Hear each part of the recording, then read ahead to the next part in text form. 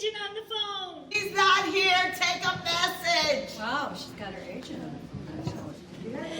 My name is Carrie Slattery, and I came to the Rehearsal Club from Los Angeles in the fall of 1966 and stayed until 1970. With time out for traveling on tours, we took turns answering the downstairs payphone that served as the only phone for 44 young working actresses and people in the theater. But let's go back to the beginning. The story goes that an Episcopal deaconess named Jane Harris Hall heard about an aspiring young actress who was ill and went to visit her and bring some soup up to her small rented room. When she saw a pistol on the nightstand, she was concerned that she was considering suicide. But the young woman said, oh no, I just live in a kind of a dangerous area and it's for my own protection. Oh, voila. On July 1st, 1913, the Rehearsal Club was born. For day use, young women could pay a membership fee of 25 cents a month, which included a nourishing meal, a music room at a library, and rooms where they could rest or read or get to know someone else. Eventually, it also became a residence for about 44 young women. The rent was subsidized by theater-loving women patrons, some of whom liked to volunteer as servers in the cafeteria. A few years later, the club moved about 7 blocks north to 53rd Street between 5th and 6th. John D. Rockefeller offered 2 brownstones to the nonprofit residents for $1 a year. In 1936, a successful Broadway play, Stage Door, was written by Edna Ferber after her niece had been a resident and told her all about it. It was followed by a movie with Katharine Hepburn, Ginger Rogers, Lucille Ball, Eve Arden, and Ann Miller as the young club residents. The sets even copied the layout of the club. Though the club never received any money from it, it did help to become one of the most sought-after places for young theater women arriving in New York. It was always a long waiting list. I'm just a Broadway baby, walking off my tired feet, pounding 42nd Street to be in a show. Broadway baby, learning how to sing and dance, waiting for that one big chance to be in a show. Gee, I'd like to be on some marquee, all twinkling lights, a spark to pierce the dark from Battery Park up to Washington Heights. Someday maybe all my dreams will be repaid. Heck, I'll even play the maid to be in the show. Hey, Mr. Producer, I'm talking to you, sir. I don't need a lot, only what I got, plus a tube of grease paint and a follow spot. I'm just a Broadway baby, slaving at the 5 and 10, dreaming of the great day when I'll be in a show. Someday maybe, if I stick it long enough, I may get to strut my stuff.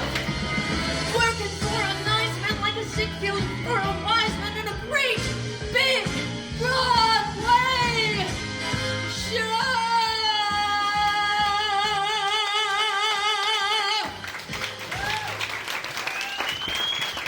Dorothy Fuller Polash came to the club from San Francisco in 1966. She will read a memory by Betty Bigger Galvano, who arrived at the Rehearsal Club in 1957.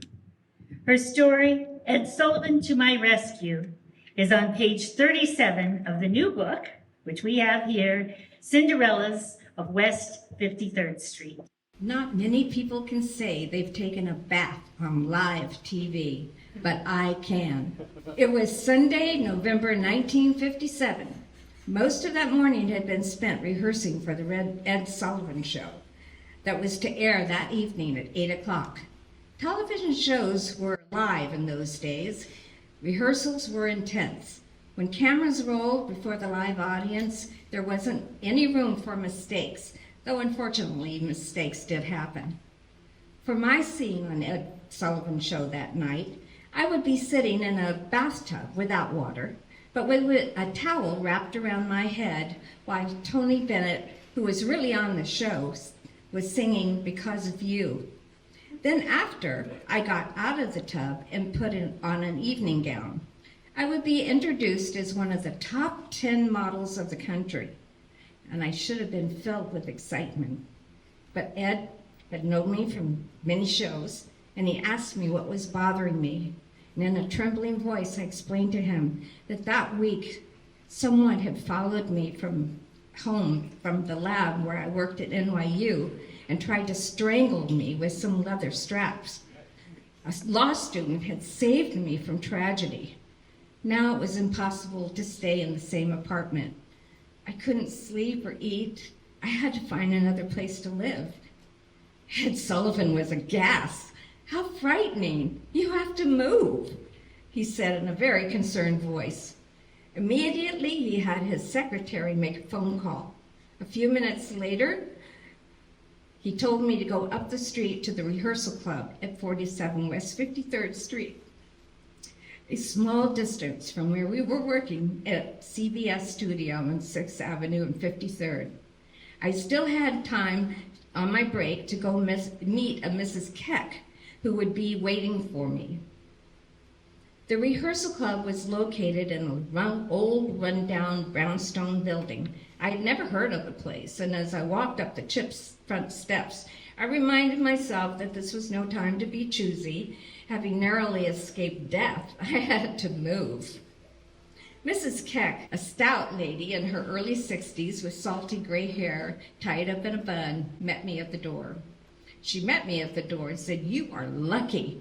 A room was vacated this morning by one of the girls who's getting married. Our waiting list is long, but with a recommendation from Ed Sullivan, you are in." After a detailed tour of my new home, I gave her $20 for the first week's room and board. She gave me a key. I could move in the next day. I practically ran back to Studio 50. A dark curtain was lifted. I would be able to sleep in a safe haven. Guardian angel had been watching over me, and that day he had taken the form of Ed Sullivan. That night, he said it was a really good show, Ed said later, as he introduced me to the audience. Ms. Krista Callan arrived at the club in 1968 from her hometown in Rio Vista, California. I've been a professional actress, singer, dancer for over 60 years, and I'm delighted to say I'm still going strong. It all started when I was singing professionally at the age of 16 in Tokyo, Japan, where my family was living and continued in my college California years. But I began to really flourish and prosper as an artist and as a person when I moved to New York City and the Rehearsal Club. 1 week after graduating from San Francisco State, I sold my little VW Bug for $300, took $150 of it to buy a one-way ticket to Manhattan. The remaining $150 plus the $27.47 in my checking account was all I had. But I felt certain it would all work out. I was on a mission. As the eldest of 8 children from a large Irish Catholic family, there was no room for financial support, so I paid my own way through college working as an actor-singer in the Bay Area. Unheard of.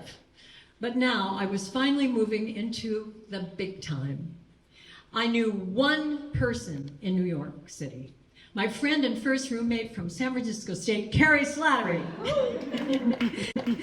She had been living at the Rehearsal Club for about a year and had recommended me to be accepted as a resident. We were still good friends. We are still good friends to this day. And that is one of the wonderful outcomes of the Rehearsal Club friendships. They are often life-lasting. At New York's Port Authority Terminal, I splurged on my very first New York cab ride. The Rehearsal Club, 47 West 53rd, please. We drove through 5 p.m. rush hour traffic. The buildings were so tall and some so old. This is a city, I thought. The New Yorkese, the roar of the trucks, buses, subways, and the city hum were all immediate music to me. I had not a clue where the Rehearsal Club was, actually, but I knew right away this is where I was meant to be. Everything was new and exciting. I was following my destiny and my dream. I heard the cabbie yell, "This is it!" And he pulled up in front of this elegant brownstone. I dragged out my 2 bags, climbed the front stairs, and there at the door was my angel friend, Carrie Slattery. She helped me with my things and introduced me around as we climbed to my 4th floor room. It was a west front corner. I could view the CBS building and 53rd Street from my bed. We toured the lovely old brownstone, the sitting room the only room in which gentlemen callers were allowed, the one phone on the wall in the hall shared by 44 of us, and finally I met our den mother, Mrs. Walker. I could tell immediately she was quite a character, but I liked her right away. When we entered the tiny basement cafeteria, I secretly gawked at the 5 Rockettes lined up with their metal dinner trays, fishnet stockings under their coats, their garish makeup, quadruple thick eyelashes needed for that huge nearby Radio City Music Hall. Carrie whispered, "They're between shows." Everything here was magical. I needed a job fast. Through the Rehearsal Club's grapevine, I got a hostess job nearby at Blum's. That was an ice cream parlor. Many famous people came in, but my favorite was Sidney Poitier. He would quietly stop in weekly at around 9 p.m., always by himself, always polite and impeccably dressed and handsome. I wasn't in my room much since I was out every day pounding the pavement, going to dance class or visiting MoMA. The Rehearsal Clubs had a free anytime pass that allowed me to sit in front of Monet's water lilies or look at Henry Moore's sculptures in the garden. A way to decompress from the hectic long days of auditioning, walking about in my 4-inch heels. I started auditioning for roles listed in Backstage and the Equity Board. I was on fire. Then amazingly, 8 weeks later, I got my first Broadway show. I became the understudy to the leading lady and in the chorus of Brigadoon at City Center. It was directed by Gus Shermer, who became my agent, and choreographed by dance icon Agnes DeMille. When we performed in the Macy's Days Parade, my family in California could see me on TV on Thanksgiving. I was living the dream. I was only at the Rehearsal Club maybe about 6 months, but I got a national tour that took me out of town for over a year, and then I was established enough to get my own place. But I shall never forget my friend Carrie, who sponsored me just as her friend, Judy Jensen, sponsored her. After that beginning, my career never stopped with roles on one Broadway show after another. Then other opportunities appeared in TV, commercials, voiceovers, soaps, and movies, with roles opposite Johnny Depp, Benicio del Toro, John Travolta, Bruce Willis, Eric Roberts, to name a few. But Broadway has always been in the forefront, where I starred in 12 shows on Broadway, including 1776, Rodgers and Hart, The Desert Song, Fiddler on the Roof, and over here, where I danced with Denise Pence's fabulous husband, Steve Brookvar. And I also was in Lend Me a Tenor. It has been the richest, wildest ride that continues. And I am so, so, so grateful for it. Patricia Hill arrived from Memphis, Tennessee in 1970. This story is from page 142 of the book. Picture this. I picked up my suitcase, packed with my miniskirt, and my high-necked, floor-length granny gown, and headed for the subway. Please, take me now, I begged at the front door. Mrs. Clayton, with her snow-white straight hair and her scotch tape between her eyes, gave me a hard look. The club was fully booked for 2 weeks after my school started, so my mom had arranged for me to stay with a stewardess on the Upper East Side until the club could take me.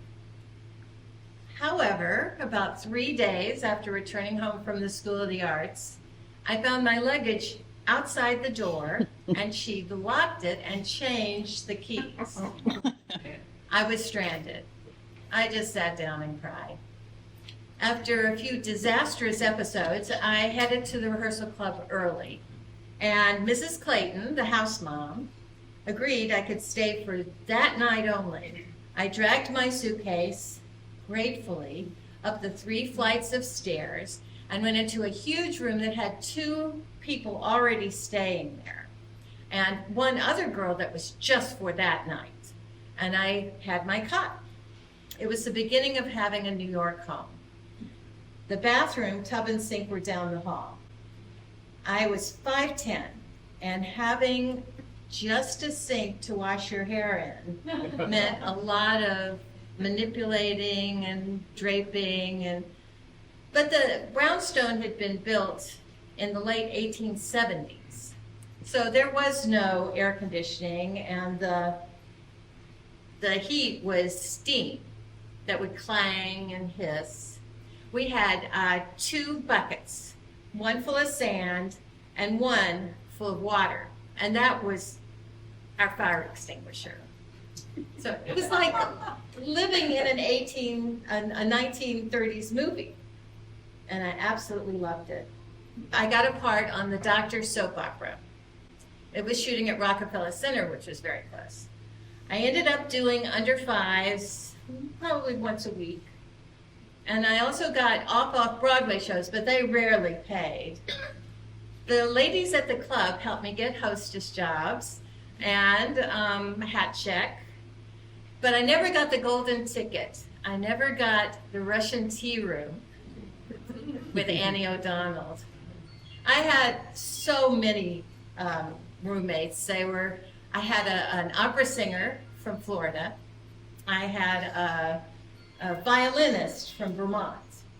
They were all wonderful and interesting, and we all shared one TV on the bottom floor. We had one TV in the back of the parlor, and most nights Kathy Kellogg and I would run to the deli to get cookies. My most adventurous roommate was redheaded Donna in Glima. She was also my savior. One night I had come home and they had closed up the kitchen. So I could see that my dinner was behind the locked doors, but there was a pass-through window where they passed the food through.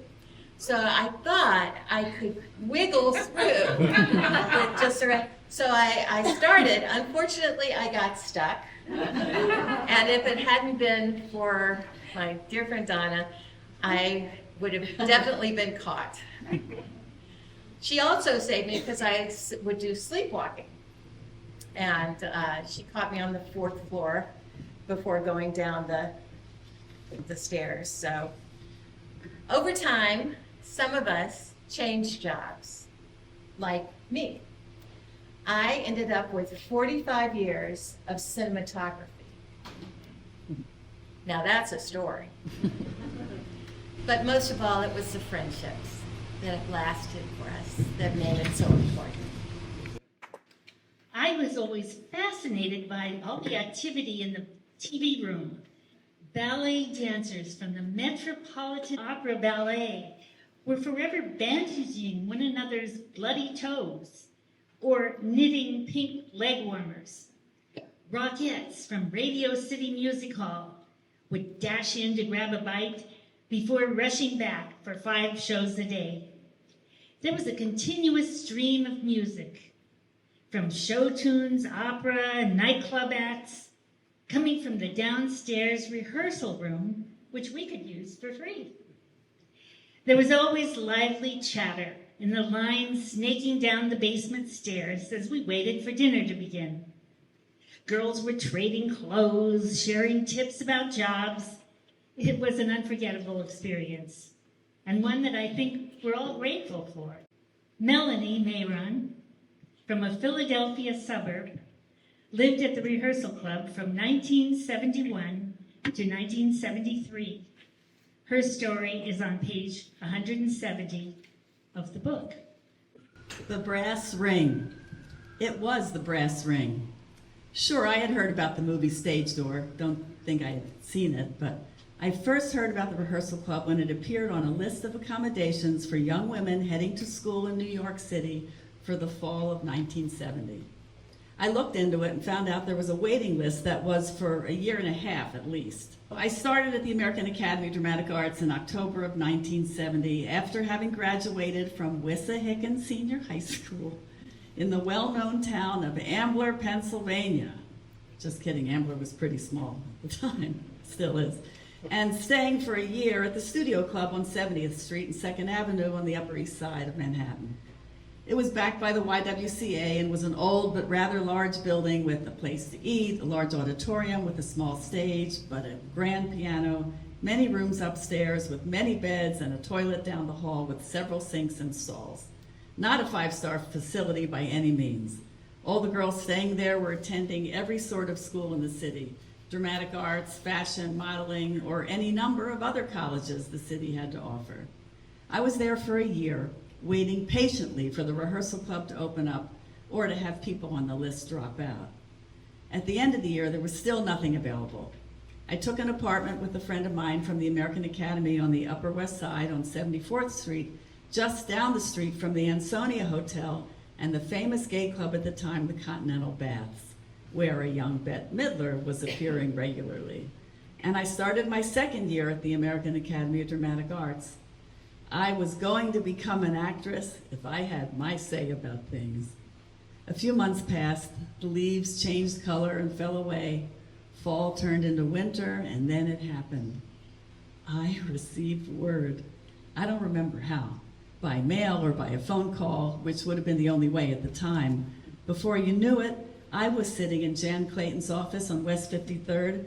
Jan was the headmistress of the Rehearsal Club with a piece of tape between her eyes. Just to the right of the front door after you walk in.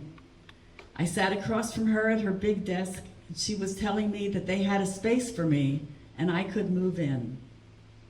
It was the brass ring. I had just won the lottery. I had gotten into the Rehearsal Club. There I spent the rest of my second year at the American Academy of Dramatic Arts, which to this day still stands on Madison Avenue between 29th and 30th Street. Our graduation was at the Booth Theater on Broadway, and I had shot my first commercial, an Arrow shirt commercial, which ran on the Super Bowl that year. There, I had the experience of a lifetime, living in Midtown between 5th and 6th Avenues on 53rd Street, just across from the CBS building and down the street from the Museum of Modern Art. There, I auditioned for the touring company of Godspell and was accepted. There, I made many friends that I still have to this day. Patricia Hill, Marcia Kramer, Kathy Kellogg, Annie O'Donnell, Melinda Tanner, and Debbie Allen, to name just a few. We lived together, ate our meals together, helped each other with auditions, shared stories, and supported each other in whatever way we could. After all, we shared the same dream. We were becoming. We were actresses. We would work. We would make it our life's path. We would succeed. Deborah Sharp Taylor came to the club in Joliet, Illinois in 1979, and her story is on page 204 of the new book. It was a safe haven. Fresh off the road and moving to the big city. The glitter and the lights of New York can be cold, impersonal, and harbor a possibility for real danger for anyone, but especially for a girl from a small town in the Midwest looking to claim her dream. I had been on the road with the Wiz for a year and a half, immediately following a tour in South America performing with Mary Wilson and Cindy Birdsong as a third member of the Supremes. And I thought life was going to be over, but it was a great run. But I was tired of the road and ready to make a bid for New York City. I don't remember who told me about the Rehearsal Club, I really don't. But in an effort to find a safe, sanitized environment, the club seemed to be a perfect place for a good Christian girl from the Midwest, you know? My residency began with a challenge. It was February of 1979, and the club was slated to close on June, so they weren't really admitting new applicants. My mother came with me from Joliet, Illinois, for a tea time interview with a house mom in a lovely parlor. And I really wasn't sure how it was gonna go. But as it turned out, I was invited to move in. It was a perfect arrangement. Breakfast and dinner were provided. For lunch, I'd get an egg and olive sandwich at the deli next door, and in the middle of the day, I would pound the pavement for representation and employment, and I would do that literally every day. One of the most amazing strokes of luck for us Rehearsal Club residents was the fact that the club sat in a perfect location in the heart of Manhattan. We could get almost anywhere in 10 or 15 minutes, walking, on the bus, or on the train. And I love the fact that the famous Fifth Avenue was just one block over. I always thought of the Easter Bonnet song, "In My Easter Bonnet." You remember that song? Yeah. Well, whenever I thought of Fifth Avenue and the fact that it was the place where so many famous parades of New York took place. I mean, as a kid, you know, watching TV, I see the ticker tape parades and whatever, and they were always on Fifth Avenue. Ah, the memory of seeing those parades on newsreels, featured at the movie theaters, and on TV when I was growing up, and finding myself a block away. It was a rude awakening to walk the street and discover it was not paved with gold, nor glitter for anyone, at least not for everyone. The rich people did well, but not the poor people. The homeless community lived among us. You passed them sitting on grates for warmth or huddled in the doorways of some gleaming skyscraper. This have and have not reality inspired me to write a song. Where desperation and destination meet, a place where you'll find all saints on Center Street, rich man, poor man, beggar man feet, where they praise the mighty and they crush the weak. Nocturnal seamen sailing his mighty ship, traveling a course where the rich man never drifts.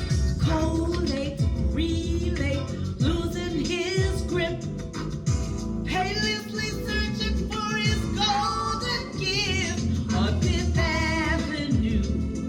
Fifth Avenue, what's your point of view?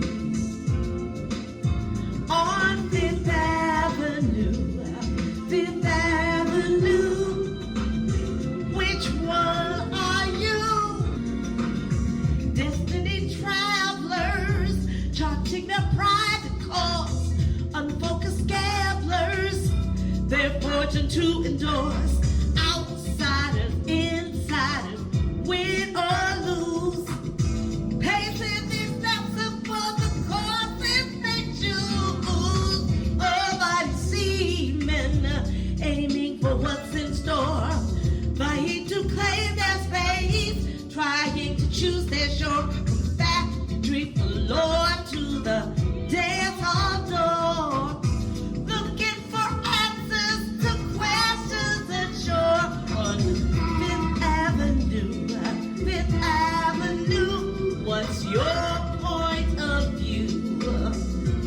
or poor. On Fifth Avenue, Fifth Avenue, which one are you? Harlem Shuffle, Uptown Bustle, brother, can you spare a dime? All those faces going places, I don't have the time.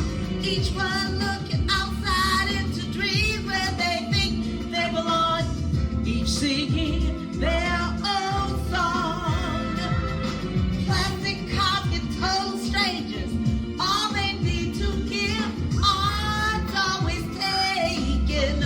Don't know how to give, each one looking outside into dreams where they think they don't belong, singing their own song. On Fifth Avenue, I remember looking at television and seeing pictures of people jumping out windows, you know, during when the what was it, not the Depression, the crash happened. Fifth Avenue, you know, rich people, like they would, because they became who you know, who you are. Have you traveled near or far? What's your game? What's your lie? Are you going out of your mind? Do you know who you are? Have you traveled near or far? What's your game? What's your lie? You're going out of your mind. Where's the music? I'm trying to turn it off. Here we go, here we go. Thanks, Deborah. Beautiful. In the 66 years of its existence, until it closed in 1979, after losing its nonprofit status, well over 10,000 young women had lived there, and it helped launch many careers. In 2006, a revival of the play Stage Door inspired a group of grateful and dedicated alumni to reignite the social and mentoring values of the organization. And now, the Rehearsal Club has reopened its doors, at least symbolically, under its original mandate to be a true home for deserving and talented young women aspiring to careers in all aspects of all theater, TV, film disciplines, including writers, composers, directors, choreographers, designers, cinematographers, stage managers, and production assistants. This miracle embraces the true meaning of an encore. Christopher will tell us a little bit more about what's happening today. So, what is the Rehearsal Club today? The Rehearsal Club offers a mentorship program with professionals, which is great, as well as these young women, of course, naturally share the camaraderie and sharing of information and helping amongst themselves that we all experienced here. The dream of the Rehearsal Club is expansion, expansion, expansion, yes? To eventually have their own building once again. And there would be housing and meals like before, but even better, with rehearsal spaces for them to use as well. But we need help and we need support and to achieve that. So that was part of our wanting to educate you, for those who don't know about us. And if you would like to become a supporter or a contributor or just a rah-rah person, that would be fantastic. I'd like to really give a round of applause for Patricia Hill, whose idea this was to have this wonderful gathering. And Carrie Slattery, our dramaturg and narrator, and the wonderful Cinderellas who read their stories, as well as all the other Cinderellas in the room. Would you mind standing for a minute? Because we have people from San Francisco, New York have come in. For those who have lived in the club, would you just mind standing up? Whatever we do, we're gonna go through it together. Everybody. Through thick and through thin, all out or all in. And whether it's win, place, or show, with you for me and me for you, we'll muddle through whatever we do together, wherever we go. Thank you for coming today. I'm just a Broadway baby, walking on my tired feet, pounding 42nd Street to be in a show. Broadway baby, learning how to sing and dance, waiting for that one big chance to be in a show. Gee, I'd like to be on some marquee, all twinkling little lights, a spark to pierce the dark from Battery Park up to Washington Heights someday.